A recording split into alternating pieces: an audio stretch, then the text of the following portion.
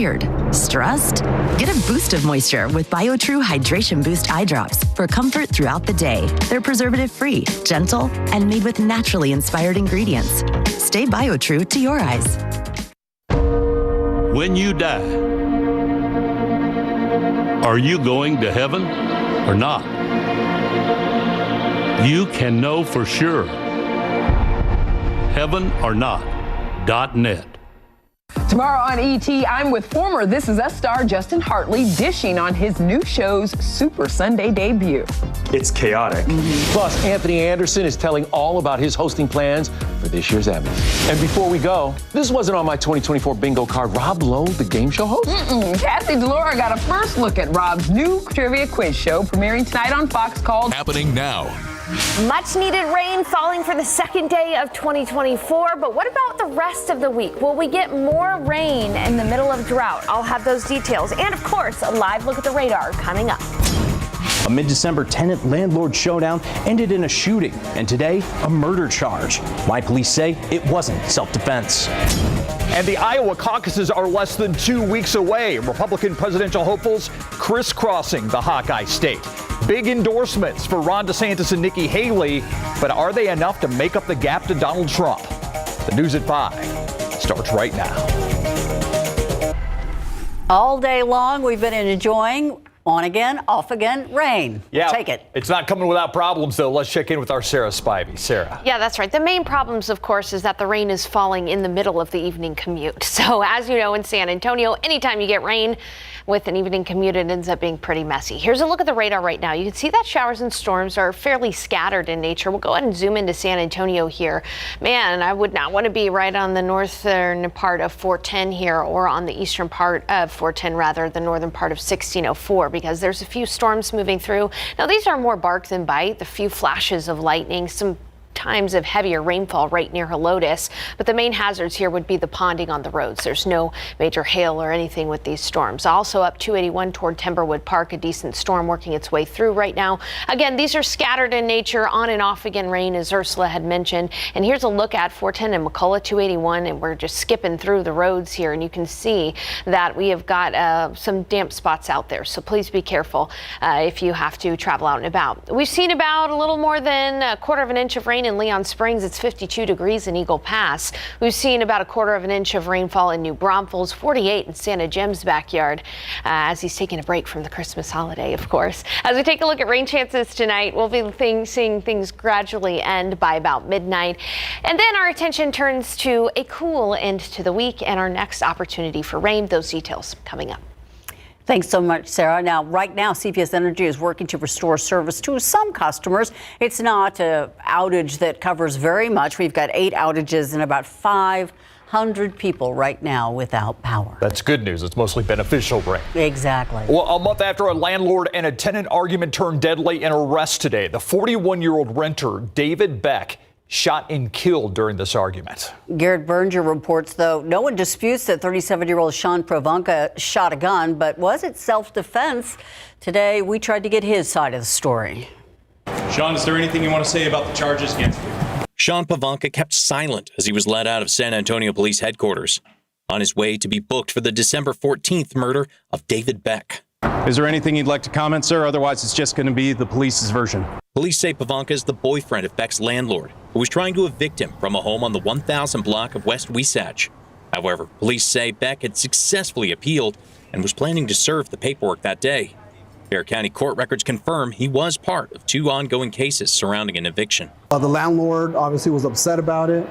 The landlord's boyfriend got in the mix, which is the suspect.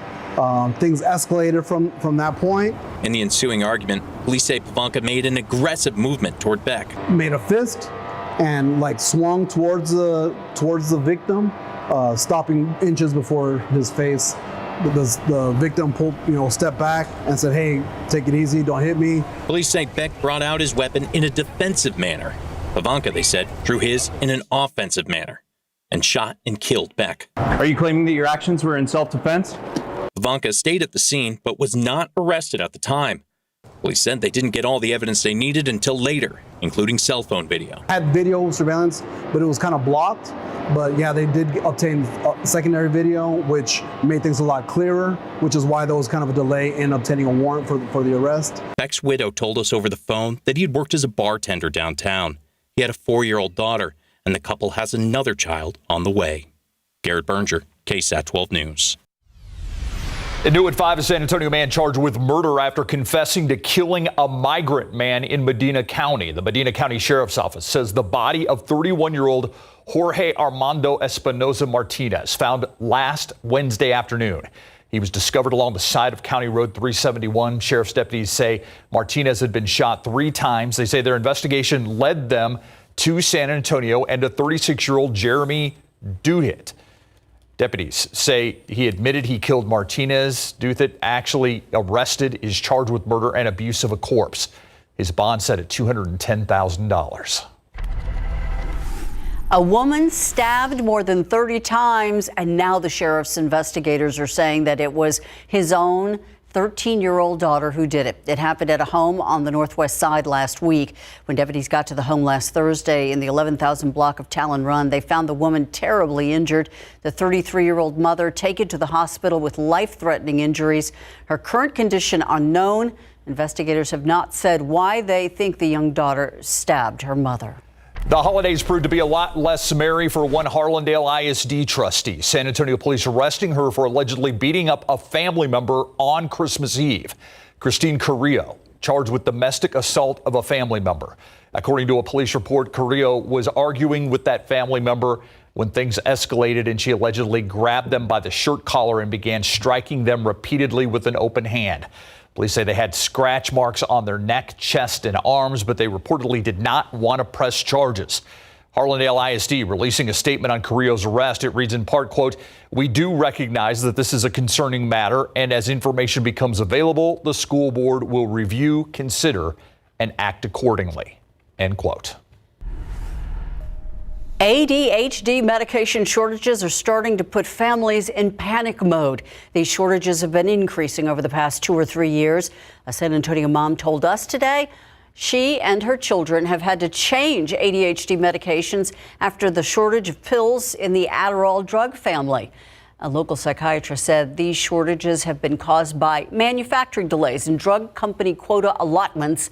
But families now have valid prescriptions still can't get them. Pharmacies don't have them in stock and they can't fill them.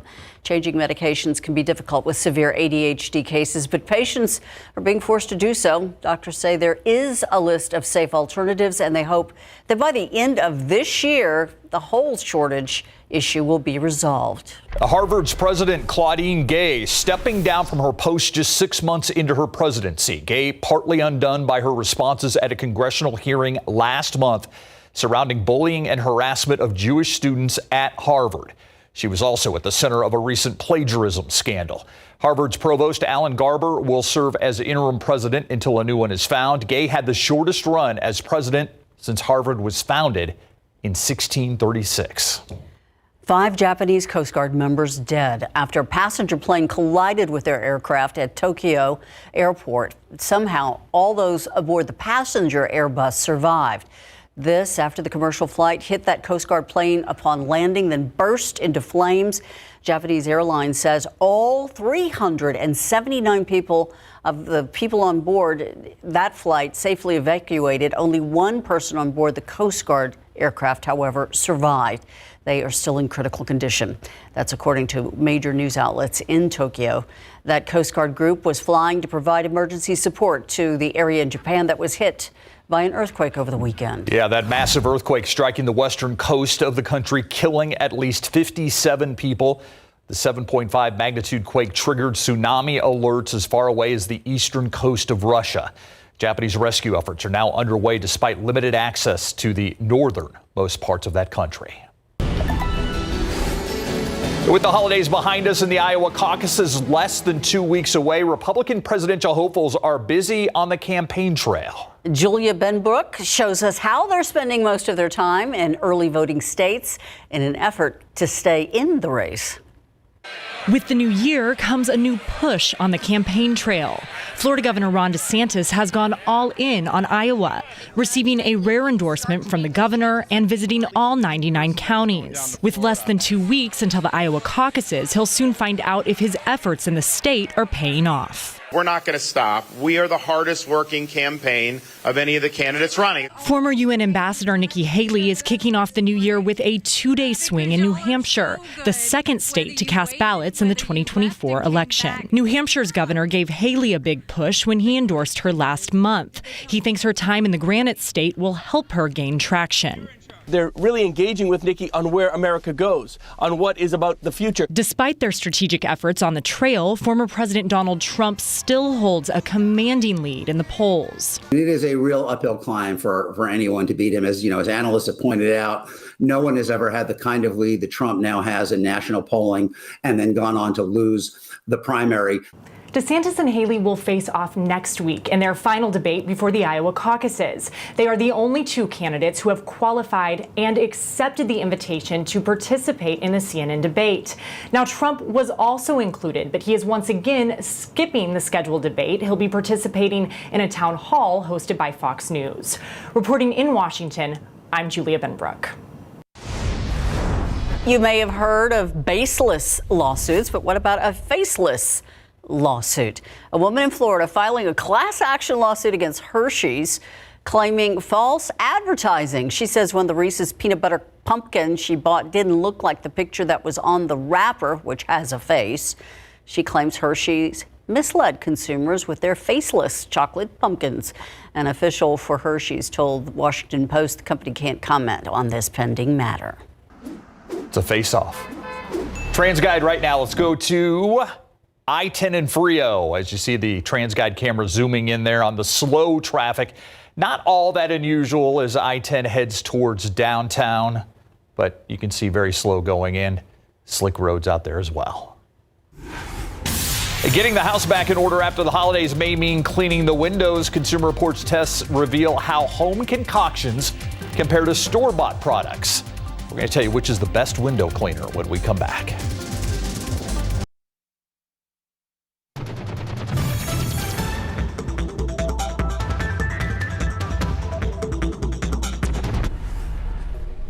I'm Myra Arthur here in the newsroom, and here's a look at what we're working on for the news at 6 o'clock.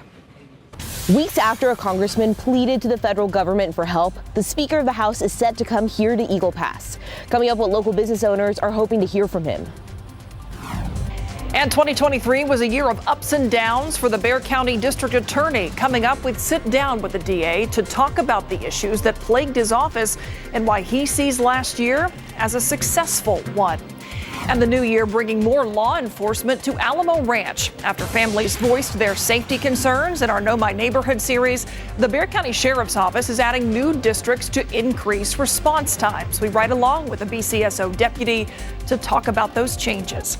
That and more today at 6. Thank you, Myra. If you had company for the holidays, you might be trying to make your home sparkle again. So what's the best thing to use to clean your mirrors, windows, and other glass? Yeah, 12 on your side's Marilyn Moore has test results and says there is one clear winner. Spots, smudges, grime, glass surfaces show it all. When it comes to cleaning products, you have a lot to choose from. Ammonia-based, ammonia-free, and then there's a homemade vinegar solution. So which works best for clear, streak-free glass? Consumer Reports tested several. I applied toothpaste, oily fingerprints, a mixture of margarine and flour, and bright red lipstick to bathroom mirrors and living room windows. Then I sprayed each one with the different glass cleaners, and I counted the number of wipes needed to get rid of the messes. The test cleared up one big misconception. Vinegar should not be your go-to for glass. It worked in our test, and it removed our messes, but it did leave noticeable amounts of streaks behind, so it just requires a lot more wiping. Ammonia-based cleaners like Windex are known for their cleaning power, but the smell isn't so great. Plus, ammonia can leave streaks and film. CR found that the ammonia-free options cleaned just as well. The winner? This Sprayway foaming glass cleaner. It cut through the messes and left surfaces dry after a single wipe, and it can be used on chrome tile and porcelain. porcelain. If you just want a dedicated glass cleaner, CR says this invisible glass is also a great option. As for those hard-to-reach exterior windows, a telescoping cleaning pole kit available at most home improvement stores is much safer than a ladder. And no matter how you wash your windows, do it on a cloudy day. Direct sunlight can leave streaks. Marilyn Moritz, KSAT 12 News.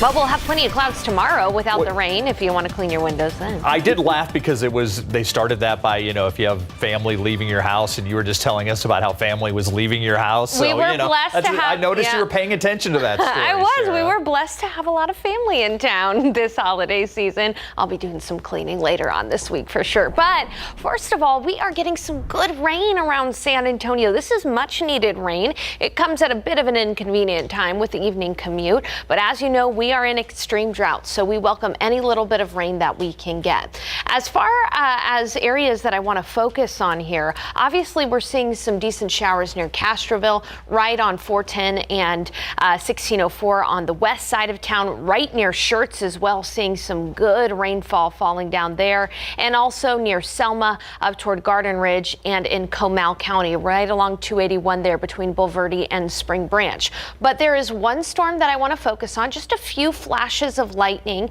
These are, again, more bark than bite, a few flashes of lightning, no severe weather whatsoever. But I have seen with this storm a few flashes of lightning, even some positive lightning strikes. Positive lightning strikes are the ones that are very, very loud. They originate up higher in the cloud. And those positive lightning strikes are happening right near the Leon Springs area, Scenic Oaks, Fair Oaks Ranch. This will be in your neck of the woods here very shortly toward Fair Oaks Ranch. Let me go ahead and put a timer on that. It'll be in that area right on that Kendall County line by about 5:30. Again, we have seen some decent rainfall in some locations, not so much unfortunately for folks south and east of San Antonio. Let's go ahead and take a look at the 12-hour or 24-hour rainfall amounts. You can clearly see that there's a gap in the rain for areas like Seguin, southeastern Bexar County. Anywhere you see this green color here, that's rainfall of at least half an inch. So you can see the real winners have been northwest Bexar County into Kendall County toward Boerne, and even in Comal County just to the west of New Braunfels. We've also seen some decent rainfall for Fredericksburg. Unfortunately, again, Gonzales areas out to the east, not really seen much rain yet, but you may have another opportunity for the rain overnight tonight, so keep that in mind. Why is this good news? Well, that's where the Edwards Aquifer catchment area recharge zone is, and so that could be good for our aquifer in the long run. Let's go ahead and take a look at the radar again. I'll put it in motion here. Step to the side, and you can clearly see that Austin is also getting more rain than us here in San Antonio this evening. Our temperatures have kind of been locked in for the day. We've generally been in the 40s in San Antonio because of the clouds and the rain. It's 48 degrees in San Antonio, 48 in Rock Springs, 53 in Del Rio, 53 in Cotulla, and 59 in Beeville. The rain will linger until about 8 or 9 o'clock. Then rain will end tonight, and it'll be chilly by midnight in the mid 40s with a few peaks of clearer skies by midnight. Now, starting your day tomorrow, patchy fog, 45. We'll be looking at cloudy start to the day,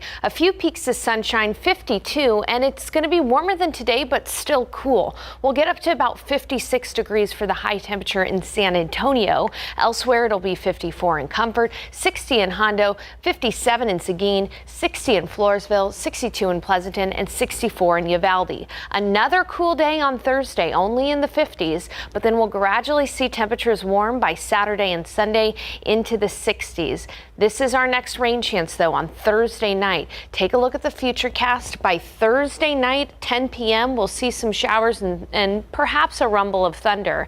This will be less widespread than the rain today, and then that rain will be out of here by the weekend. So we'll end up having a very pleasant weekend with plenty of sunshine, highs in the 60s.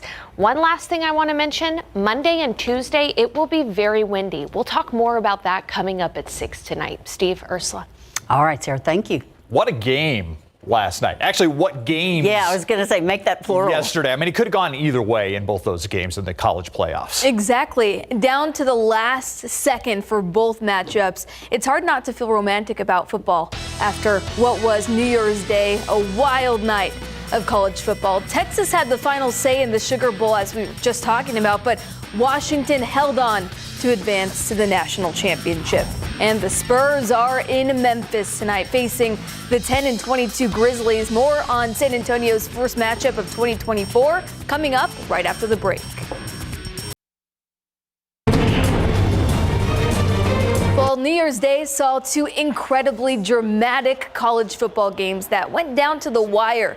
In last night's Sugar Bowl, down 6, the Texas Longhorns drove the length of the field in the final minute, fueled by that 41-yard strike to Jordan Whittington. But Quinn Ewers' 4th and 11 pass was broken up by Washington's Elijah Jackson as time expired, and the Longhorns fell 37-31 to the Huskies, ending their final season in the Big 12 12-2 overall.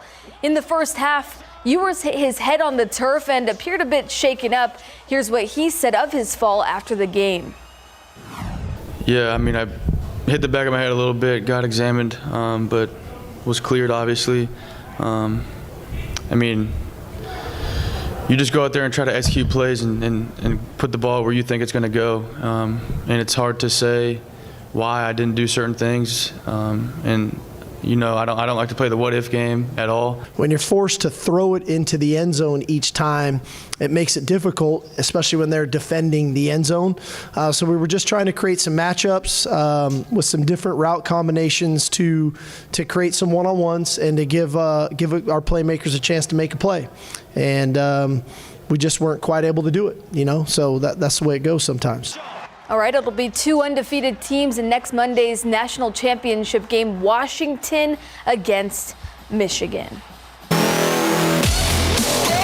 The San Antonio Spurs are in action tonight at Memphis for their first outing of the new year. Last time out on Sunday, the Celtics handed the Spurs a 134-101 loss. San Antonio will still be without center Zach Collins due to an ankle injury, and Keldon Johnson is probable to play tonight. Now, yesterday, the Spurs signed Mamadi Diakite to a two-way contract, and this morning, Diakite talked about meeting head coach Greg Popovich for the first time.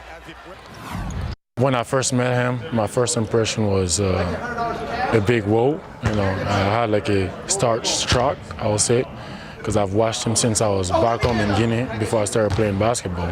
And getting to meet him and, you know, greet him and play for him is a great accomplishment so far for me. When we first met, I told him that. And he said, "You're still young." I said, I said to him that I've been watching him since I was young, and he answered, "He's still young. Yeah. You got a lot more to go." I said, "Thank you, sir." Great story there. Diakite is 26. All right, tip-off is at 7 o'clock tonight against Ja Morant and the Grizzlies. Yeah, I'm sure Pop was quick to say, "I'm still young." Yeah. Thanks, Ray. We'll be right back. All right, we are still seeing some good, decent rain falling in, especially in western and northern Bexar County. Some thunderstorms moving through Leon Springs, Scenic Oaks, up toward Bulverde, and then in Canyon Lake as well. We're going to see this activity continue through the evening. The good news is it'll help to wash out some of that mountain cedar. Another opportunity for rain Thursday into Friday, and then a beautiful weekend ahead with highs in the 60s and sunshine. Thanks for watching. See you at 6.